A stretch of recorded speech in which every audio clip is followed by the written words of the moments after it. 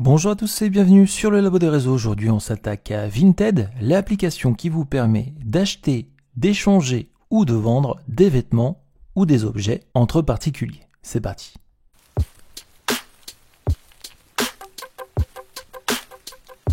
Dans ce tuto, nous verrons d'abord un aspect technique de l'application, savoir comment l'utiliser, puis nous aborderons un aspect un petit peu plus pratique pour comprendre comment réussir à bien vendre sur Vinted et gagner facilement de l'argent. Dans un premier temps, sur votre Play Store ou App Store, vous allez télécharger l'application et la lancer. En haut à gauche, vous pouvez sélectionner la langue de l'application et soit vous avez déjà un compte, soit vous pouvez vous inscrire. Vous pouvez le faire via une adresse mail, un compte Google ou un compte Facebook. Donc nous, on va passer via notre compte Google. Choisissez un nom d'utilisateur. Si vous le souhaitez, vous pouvez vous inscrire à la newsletter. Vous avez accès aux conditions d'utilisation, à la politique de confidentialité. Vous devez avoir plus de 18 ans pour utiliser l'application et quand c'est bon, il suffit maintenant de vous inscrire. Acceptez les conditions d'utilisation et nous voici sur l'application. Dans un premier temps, l'interface fonctionne de la façon suivante. Vous avez sur la page d'accueil les catégories, les articles populaires, la recherche par marque, la suggestion de recherche, le fil d'actualité et les vitrines des utilisateurs. Dans l'option recherche, vous pouvez affiner vos recherches soit en sélectionnant des filtres femmes, hommes, enfants, maison, soit directement en tapant le nom d'un article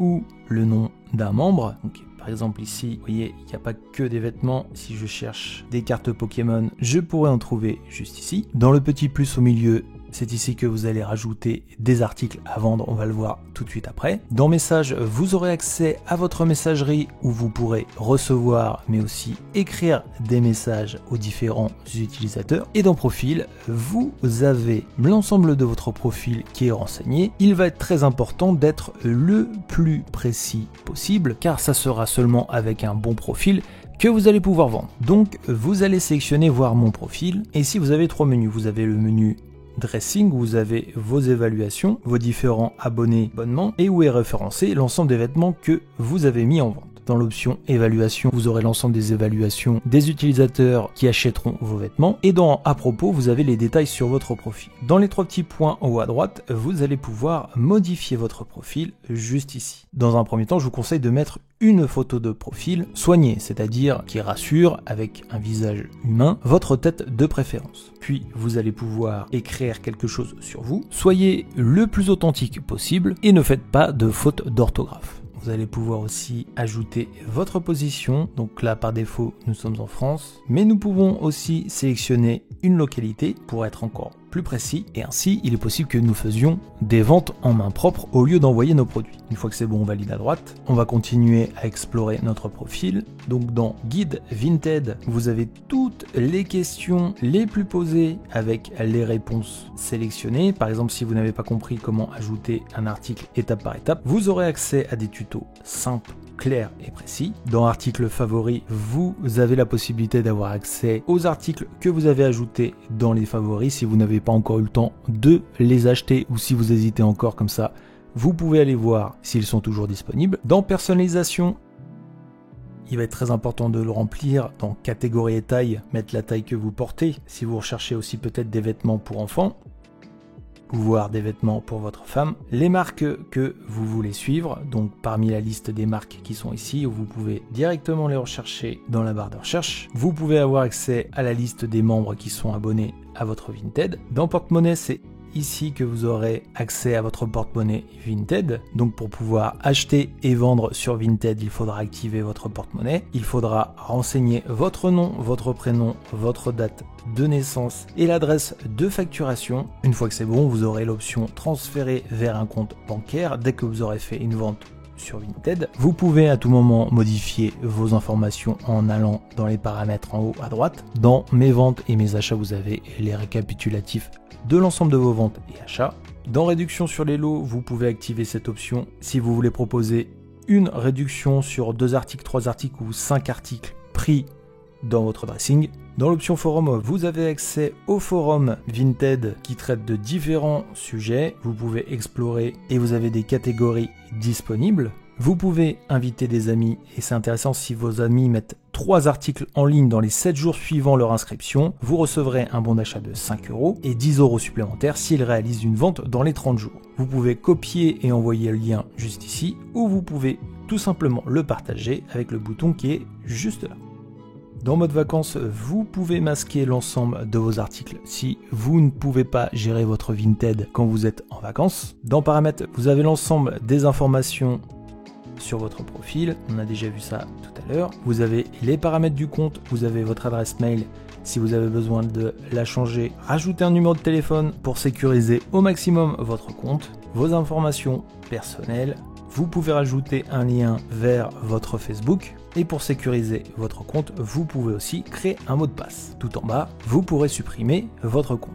Dans paiement ici, vous pouvez ajouter votre carte bancaire pour pouvoir payer les articles que vous voulez sur Vinted et ajouter un compte bancaire pour pouvoir faire vos virements. Dans Envoi, vous avez les options de livraison où vous ajoutez votre adresse de livraison si vous achetez des produits et vous sélectionnez les différentes possibilités pour votre acheteur, c'est-à-dire en chronopost, en relais colis ou en mondial relais. Donc par exemple, si vous n'avez pas de relais colis à côté de chez vous et que vous ne voulez pas passer par là, vous n'avez qu'à désactiver cette option, à savoir que normalement vous avez ces 3 options qui sont disponibles à côté de chez vous et que c'est plus intéressant pour vous d'avoir les 3 qui sont activées. Ainsi, vous offrez plus de choix à votre acheteur. Dans sécurité, vous activerez la double authentification avec votre numéro de téléphone. Dans notification, vous avez les notifications mobiles qui vous permettent d'être prévenu par l'application si vous recevez un nouveau message, une nouvelle évaluation, un article en favori en promo et les notifications secondaires, donc à vous de choisir ce que vous voulez avoir ou non. Pareil avec les emails. Vous pouvez toujours changer la langue de l'appli juste ici. Vous pouvez notifier les vendeurs quand vous mettez un article en favori ou non. Ici, vous avez le réglage des données, donc à vous si vous voulez être suivi par des tiers et avoir du contenu personnalisé. Et tout en bas, vous pouvez vous déconnecter de votre compte Vinted. Bien, maintenant, nous allons voir comment vendre notre premier article sur Vinted. Pour cela, nous allons aller dans le petit plus au milieu. Dans un premier temps, nous allons rajouter les photos de l'article à vendre. N'hésitez pas à sélectionner Voir astuces pour avoir les conseils de Vinted, pour pouvoir vendre votre produit avec une bonne lumière, un arrière-plan neutre, ne pas utiliser de flash, bien présenter son article et utiliser ses propres images, car les images protégées par des droits d'auteur ne sont pas autorisées. Pour l'exemple suivant, nous allons vendre un t-shirt noir. Ce que nous avons fait, c'est une photo de face, de côté, de dos et une photo de l'étiquette. On va ensuite rajouter le titre. On essaye d'être le plus précis possible, que ce soit pour le titre et ensuite pour la description. Donc là pour l'exemple t-shirt noir, Célio XL col V porté moins de 10 fois. On pourrait mettre aussi la matière, mais nous l'avons déjà pris en photo sur l'étiquette. On va maintenant l'ajouter dans une catégorie. Donc nous avons la suggestion qui est déjà faite par rapport à la description qu'on a fait. C'est bien t-shirt uni, homme, vêtements et dans t-shirt. Mais nous pouvons classer si nous souhaitons nous-mêmes en sélectionnant parmi les filtres. Donc ici, on va bien sélectionner la suggestion qui a été faite. La même chose pour la marque, on a déjà la suggestion par rapport au titre, mais sinon on peut rechercher via la barre de recherche qui est au-dessus. Donc on va bien sélectionner Célio. La taille, l'état, donc très important de ne pas mentir sur l'état puisque c'est votre note d'utilisateur qui est en jeu et si vous voulez continuer à faire du business sur Vinted, il faut être le plus transparent possible. Par exemple ici, l'article est en très bon état. La couleur de l'article, le prix de vente que vous allez fixer. Donc ici par exemple si on met 5 €, on voit déjà que le conseil est plutôt de le mettre entre 1 et 3 € puisqu'il s'appuie déjà sur les références du site où des articles similaires ont été placés entre 1 € et 3 €.